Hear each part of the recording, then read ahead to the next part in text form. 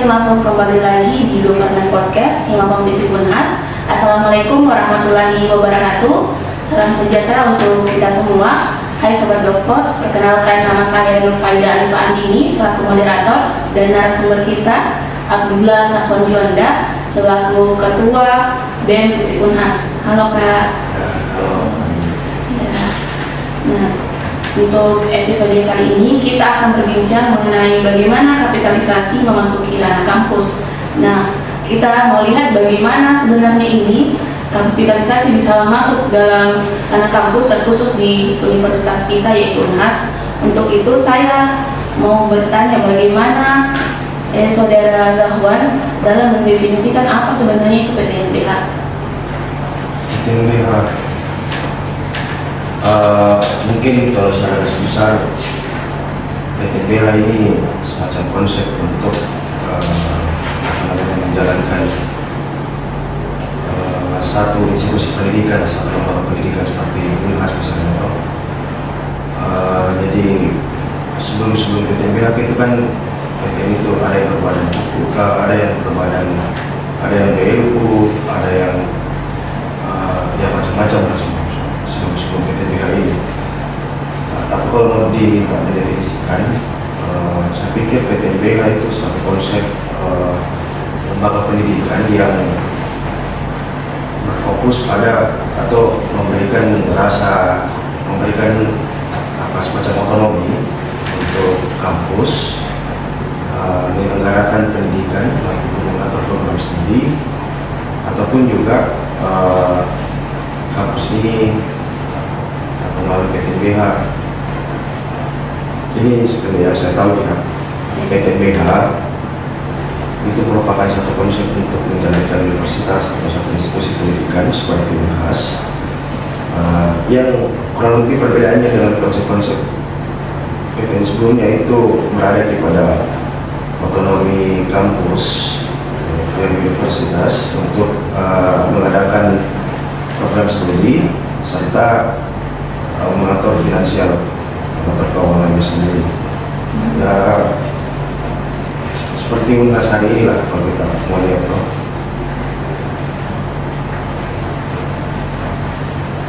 Tapi kalau misal diminta untuk mendefinisikan secara rinci ini PTNBH, saya pikir PTNBH merupakan konsep yang bersemangat atau mengandung semangat pasar bebas. Kan jelas di dalam PTNBH hak kampus untuk mengelola finansial, itu dibebankan ke universitas. Jadi tanggungan-tanggungan yang sebelumnya ditanggung oleh negara itu dikelola kemudian atau boleh kemudian dikelola oleh kampus. Nah, salah satu caranya kan dengan mengadakan badan-badan usaha. Kalau belum jadi PTNBH kayaknya susah untuk punya otonomi seperti Unhas, layaknya Unhas hari ini. Mungkin ya. Terima kasih. Terkait tadi kita singgung bagaimana PTN ini dia dikasih kesempatan untuk mengatur perguruan tingginya itu sendiri sesuai dengan khususnya di bagian keuangan. Jadi saya mau bertanya apakah dalam mengatur keuangan dengan universitas yang berstatus PTNBH itu langsung ditangani oleh perguruan tinggi atau masih dipegang oleh pemerintah terkhususnya pada saat pembayaran UKT? Untuk menentukan besaran harga itu kan ada beberapa indikator, kayak misalnya di uang biaya kuliah tunggal atau beban kuliah tunggal, indeks kemahalan wilayah, yang gunanya untuk mengetahui daya beli masyarakat di satu wilayah. Misalnya di Unhas dan Sulawesi itu bagaimana? Benar Ki, kalau misalnya uang kuliah tunggal itu bisa besarannya ditentukan oleh kampus sebenarnya, tapi masalah BKT-nya itu masih ditentukan oleh pemerintah. Jadi kan UKT itu berdasar pada dia tidak boleh melewati nominal BKT.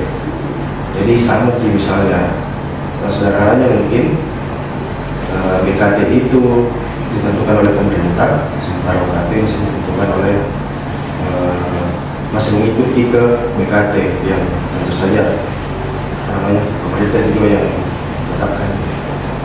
Jadi berarti ini masih ada campur tangan pemerintah terkait penentuan UKT atau nggak secara penuh dilepaskan ke perguruan tinggi? Memang status seperti yang bilang. Ya sebenarnya dibilang masih ada sih.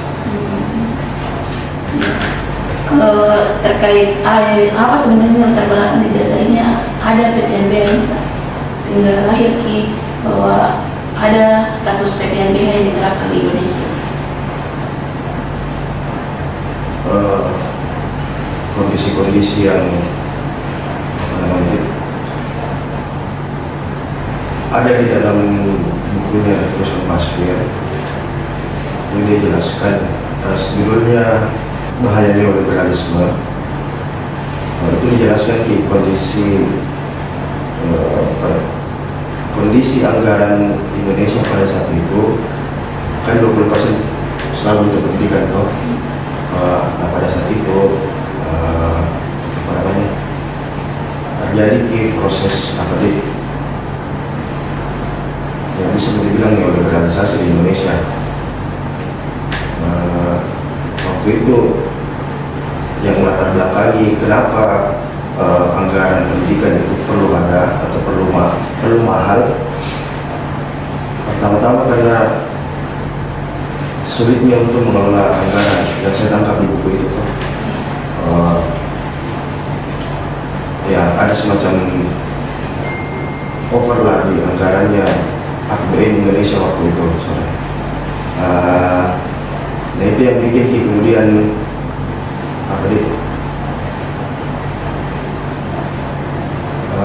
kampus ini atau akademisi itu kurang sepakat dengan dimunculkan ini konsep PTNBH. Itu sempat menuai penolakan pada saat itu. Ya kalau dilihat secara sejarah dalam bukunya Revolution Pasir itu hari bahaya neoliberal yang kalau tidak salah Kak, ini pemerintah itu menganggap pada saat itu anggaran pendidikan terlalu besar, sementara banyak kebutuhan nasional yang lain yang perlu untuk difokusin gitu. Nah itu yang kemudian mendorong ada pembahasan di kalangan akademisi Indonesia untuk menjadikan kampus itu sebagai PTNBH. Saya kurang tahu pasti tahunnya berapa, cuma itu di 2000-an awal. Nah kondisi besarnya anggaran tadi kemudian mendorong kini pemerintah untuk mengeluarkan kebijakan terkait bagaimana menyelenggarakan pendidikan. Nah, muncullah PTNBH sebagai konsep untuk menjalankan universitas. Jadi ada memang yang melatar-belakangi ini dan penuh pro kontra terkait lahirnya ini program PTNBH sebelum ada di Indonesia. Jadi apa sebenarnya keuntungan ini Kak dan kelemahannya PTNBH ini sekarang? Terus kan ini kita tahu bahwa Unhas itu berstatus PTNBH ditetapkan pada 16 Januari 2017. Jadi apa saja keuntungan dan kelemahan dengan status Kak ini sebagai universitas Unhas selaku PTNBH? Keuntungannya itu tentu saja otoritas untuk mengelola keuangan. Karena kan yang juga berbeda soal pada tambahkan masalah pelaporannya itu tidak perlu, ya kalau tidak salah itu tidak perlu ke kementerian lagi, jadi masalah pertanggungjawaban semuanya itu langsung ke rektor saja. Itu satu hal yang menurutku apa namanya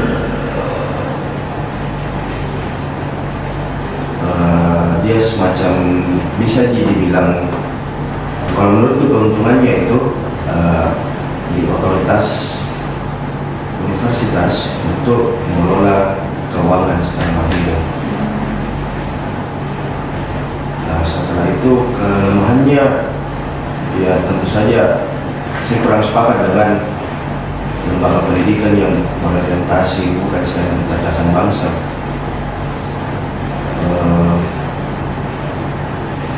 Jadi susah ini, menurutku agak sulit berjalan ini satu lembaga pendidikan untuk mencapai tujuan kecerdasannya, dan tujuan lembaga pendidikan untuk mencerdaskan kehidupan bangsa. Ya itu dia sekali menurutku. Sementara dengan adanya konsep PTNBH ini kayaknya sulit berfokus pada tujuan kecerdasan itu sendiri. Kalau kita ambil kondisi hari ini lah, yang mana lebih besar pembangunannya,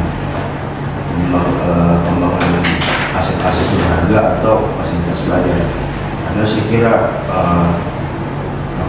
fasilitas belajar itu mungkin saja tidak terlalu banyak mendatangkan keuntungan. Ya mungkin itu ya satu poin keuntungan dan satu poin kelemahan. Berarti ini status PT Himbanah belum terlalu sempurna, jadi kita lihat masih ada beberapa yang menjadi kelemahan yang ketika ini status PTNBH diterapkan di kampus. Ya, itu tadi yang masalah dari prinsipnya saja. Kan satu, kalau lembaga pelayanan publik, lembaga yang sifatnya publik seperti lembaga pendidikan ini, terus mau dicoba untuk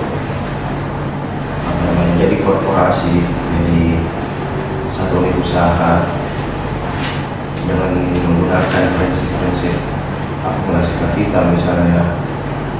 Nah itu saya secara pribadi belum menemukan konsep yang tepat untuk bagaimana itu berjalan. Ya, kan kita tahu Kak bahwa UNAS ini sudah masuk sebagai status PTNBH di Universitas Indonesia. Ya. Yang kita lihat dari pandangan Kak ini, apa sih sebenarnya yang didapat oleh UNAS ketika dia berstatus sebagai PTNBH? Apa yang menjadi manfaatnya UNAS Kak? Dalam beberapa kasus, kalau dilihat di penentuan prodi atau otoritas untuk mengajukan program studi, itu bisa diusulkan langsung oleh kampus dari universitas. Itu mungkin jadi salah satu manfaat yang dirasakan oleh sivitas akademik Unhas, yakni tadi otoritas untuk mengatur program studi. Jadi kan tidak perlu kayaknya kalau memang ada kebutuhan yang besar terhadap satu program studi, itu mungkin UNAS bisa langsung sediakan. Ya, saya juga kurang tahu sih kalau mengenai. Jadi hak istimewanya dia bisa buat tidak perlu terlalu repot untuk ketika membuat program atau departemen jurusan Kak, dia tidak perlu terlalu berbelit-belit, langsung saja dengan Kemendikbud atau ya dia tidak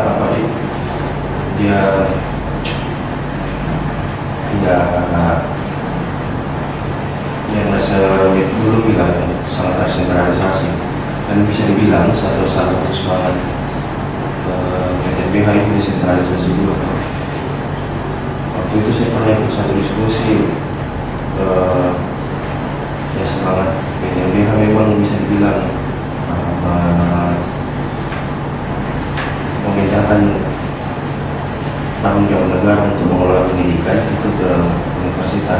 dengan pengawasan wilayah juga. Ya, untuk ini Kak, kan tadi kita sudah bahas bagaimana manfaatnya ini PTNBH di kampus kita yaitu UNHAS terkait dengan kebijakan-kebijakan yang lahir dari PTNBH ini. Bagaimana Saudara Zahwan pandang dengan kesinkronan antara kebijakan dari PTNBH dengan kebijakan yang dikeluarkan oleh kampus kita yaitu UNHAS? Yang mungkin masalah UKT.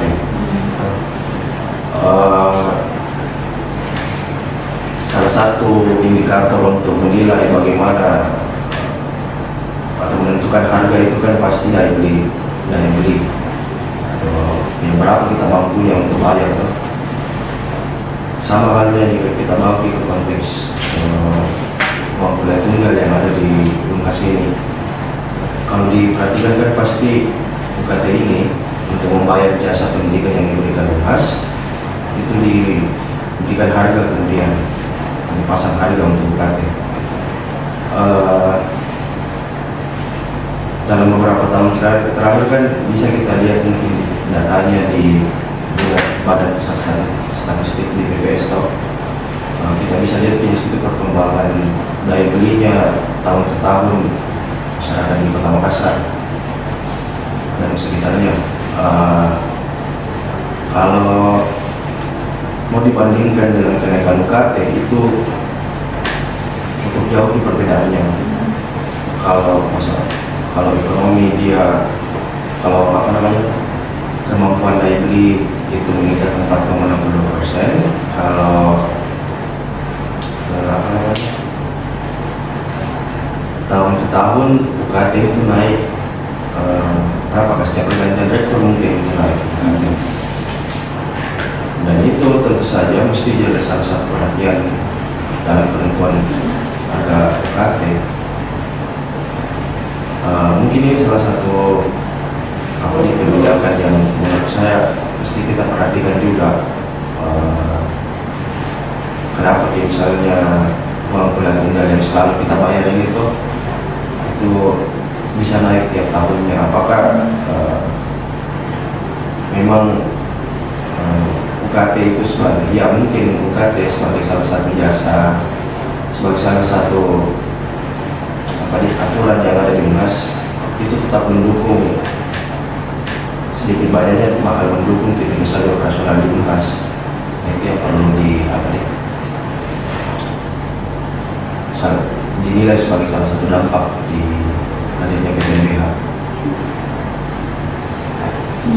Ya, terkait tadi dengan bahwa ini kan Kak selalu menjadi suatu permasalahan mungkin setiap tahun atau pergantian rektor terkait pembayaran UKT yang kita lihat di bawah status UNHAS ini sebagai PTNBH, dia diberikan daerah hukum khusus untuk mengatur perguruan tinggi sendiri, tetapi dalam pembayaran penentuan UKT bahkan sudah kita lihat ada banyak mahasiswa yang gugur akibat selalu ada kenaikan UKT, dan ini sudah bukan rahasia terkait ini.